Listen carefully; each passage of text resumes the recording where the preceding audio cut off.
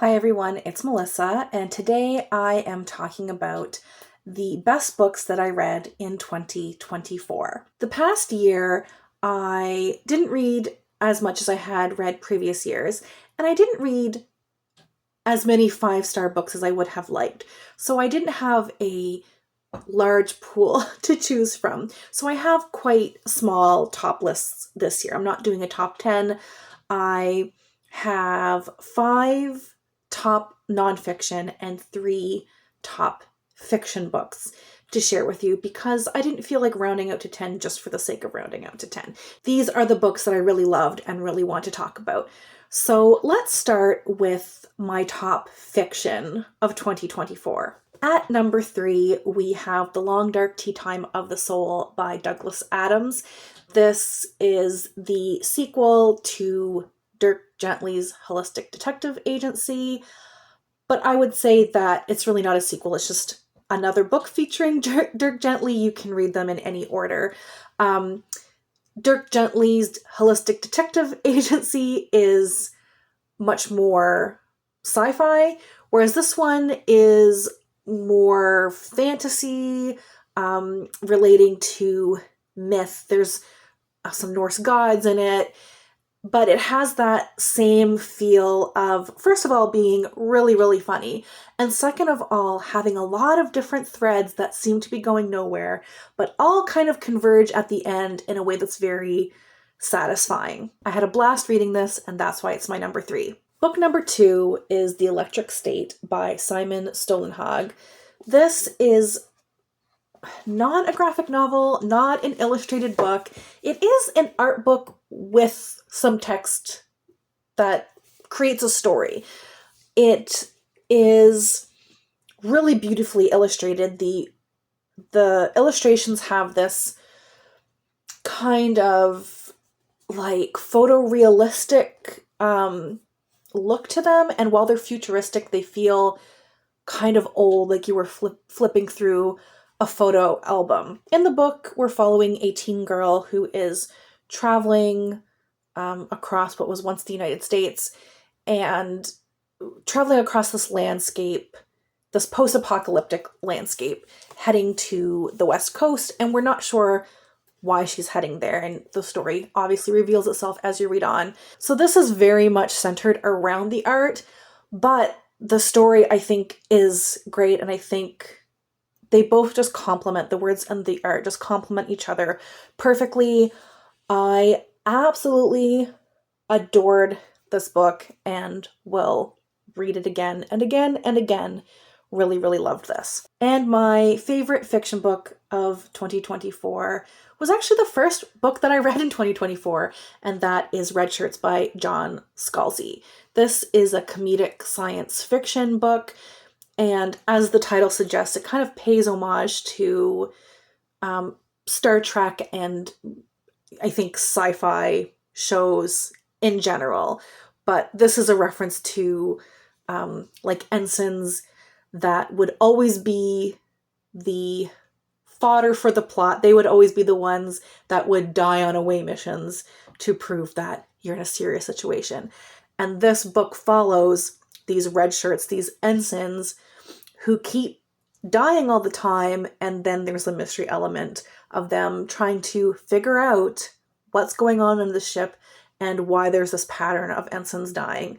It's really funny, and I knew it was like a comedy, but what I wasn't expecting was to end up caring about the characters as much as I did. So while it was funny and I laughed, I also cared about what happened to everybody. I wanted to see everyone survive. Like, I cared about them. And I think if you can thread the needle of having strong characters with a strong comedy plot, I think that's very hard to do. And this is the book that I just had the best time with last year, and I am looking forward to reading more John Scalzi in the future. Those were the top fiction books I read in 2024, and I have 5 nonfiction books I would like to talk about. Book number 5 for nonfiction is We Were Once a Family by Roxanna Asgarian. This is a book about the child welfare system in America more broadly, looking at it through one particular case study or story.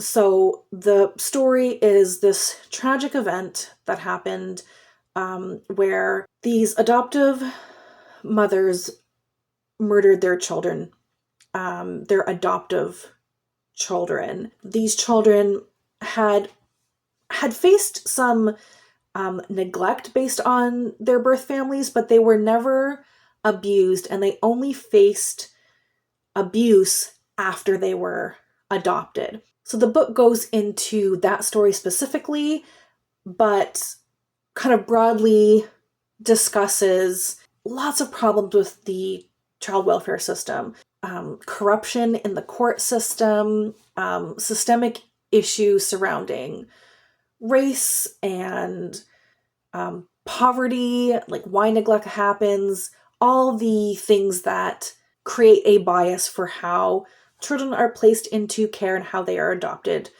away from their birth families.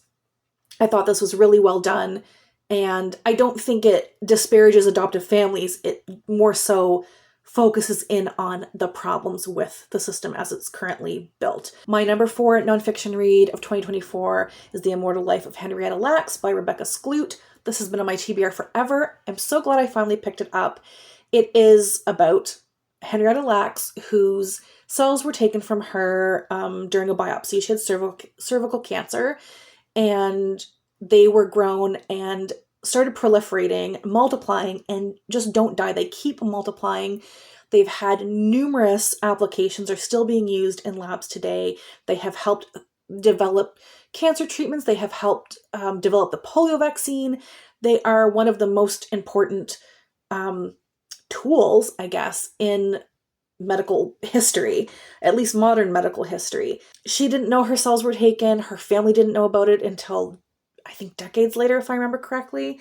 What I like about this book is that it does talk about kind of the science and history of these cells and kind of the medical field surrounding like tissue sampling, but it really centers around the Lacks family, specifically one member of the Lacks family, Henrietta's daughter, but the family as a whole is what's centered to the story, and it really made me think about things. It's a very thought-provoking book talking about kind of how we handle tissue donation. Using tissues, living tissues, is so important for medical advancement and creating treatments, but the long and short of it is people made a lot of money off of these cells, biotech companies selling them to labs and whatnot, and the Lacks family is poor and can't afford health insurance.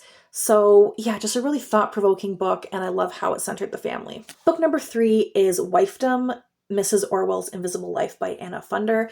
This is about George Orwell's wife and how instrumental she was to his success as a writer and as a person. She really took care of him, and it's incredibly sad. She was someone who has been erased from history. In some cases, it seems through ignorance, but a lot of times it seems purposefully left out of documentation, of journals, of essays, and her contribution to his George Orwell's work is really not known. Not only did she support him in his ambition, but she actively improved his writing, helped him edit things. He used some of her ideas in stories. So it was really wonderful to read about her life and how she contributed to what he wrote. And I think it was also great in terms of thinking about this topic more widely as how we look at artists and those who prop them up and those who support them. I like how the book was structured using sort of imagined scenarios based on letters that had been newly discovered and using that against or alongside the facts that we know about their life. Number 2 on my nonfiction list is How to Say Babylon by Safiya Sinclair. This is a memoir. She talks about her childhood growing up in Jamaica. She was brought up Rastafari in a very, very strict Rastafarian household. It is beautifully written. Sinclair is a poet, and it really shows. It's very lyrical, really ethereal in spots. You really feel Jamaica through this book. And I love how she talks about her family, her relationship with her mother, with her father, which was fraught. Her father was a very strict Rastafarian, and became more and more strict and more kind of militant in how he ran his household and how he dictated life for his family. And I really like how she navigated this family history and didn't hold back. It's very truthful. It's really harrowing, but you also kind of feel the love for her family through all of that really, really challenging stuff that she went through. It also focuses a bit on her life as a poet and how she came to find poetry and how that really saved her and gave her a life. This was so close to being my number one nonfiction of the year, but the book that I think about all the time is Doppelganger by Naomi Klein, and that's why it's my number one. This is about so many different things, and it feels like it should be messier or feel messier or be more confusing than it was.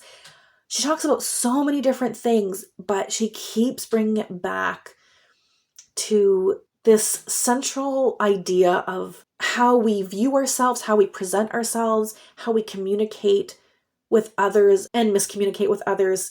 And it's all about the self as it is and how it's perceived and how it's presented. She delves into this through her own experience of being mistaken for Naomi Wolf, who had been a feminist writer, but kind of got sucked into alt-right conspiracy world. They have completely different ideologies, philosophies, and so it was kind of frustrating to be mistaken for the other Naomi. But then she starts to dig into, how did this happen? How did Naomi Wolf get into this world? How did she go from one type of thinking to another type of thinking? And she really dissects that alongside with this idea of self and of being a doppelganger, not just with other people, but how you split yourself into these different personas. We all know about this if you have social media. And she talks a great deal about the internet and social media. And that's a form of like doubling yourself, of presenting a certain version of yourself. I think about this book all the time, especially when I'm engaging with things in that online space. I think about this book, and it's a book I will definitely return to and will definitely keep recommending. There was no way this wasn't going to be number one for my nonfiction reads of 2024. So those are all of the best books, my favorites that I read in 2024. If you've read any of them, please let me know what your thoughts are. Let me know in the comments as well what your favorite reads of 2024 were. Thank you all so much for watching, and we'll chat soon. Take care. Bye.